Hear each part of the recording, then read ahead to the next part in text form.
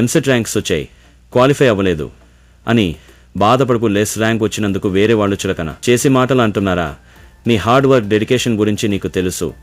ఇప్పుడు కాకపోయినా next time వాళ్లకు నీ సక్సెస్ ఆన్సర్ ఇచ్చేలా నీ సైలెన్స్తో ఇప్పుడు ఫ్యూచర్ కోసం ప్రిపరేషన్ స్టార్ట్ చే. మీ ఫ్రెండ్స్ ఎంసెట్లో క్వాలిఫై అయినారు, నువ్వు కాలేదు అని నీ మనసుకి బాధ, దుఃఖం వస్తున్నాయా?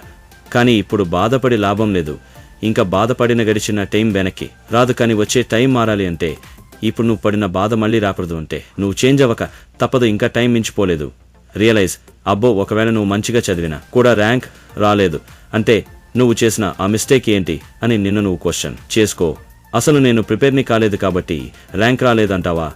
డియర్ సిస్టర్ అండ్ బ్రదర్, మీ పైన ఇన్వెస్ట్ చేసిన ప్రతి రూపాయి, మీ పేరెంట్స్ కష్టం, కోటి ఆశలు, నమ్మకాలు, ఆ వాల్యూస్ వేస్ట్ చేసి గేమ్స్ ఆడడం నీకు మంచిది కాదు. నెక్స్ట్ ఏంటి, ఏం చేయాలో తెలియని సిచ్యువేషన్ ఈ స్టేజ్లో సహజం. కానీ నిన్ను నువ్వు మోటివేట్ చేసుకోవాలి.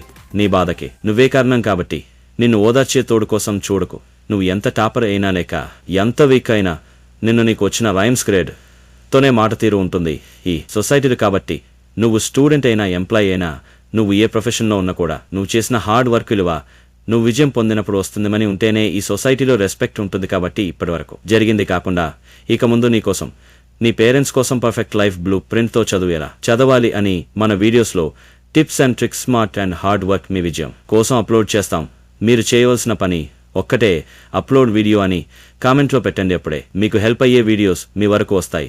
ఇంపార్టెంట్ మోటివేషనల్ కంటెంట్ కోసం ఛానల్ని సబ్స్క్రైబ్ చేసుకోండి. ఎప్పుడు కాన్ఫిడెంట్గా ఉండు. It your final chance to prove your cells. వీడియోలో విని మర్చిపోవడం కాదు, నీ గురించి వేరే వాళ్ళు అడిగి మరీ తెలుసుకునేలా నెక్స్ట్ టైంకి ప్రిపేర్ అవ్వు.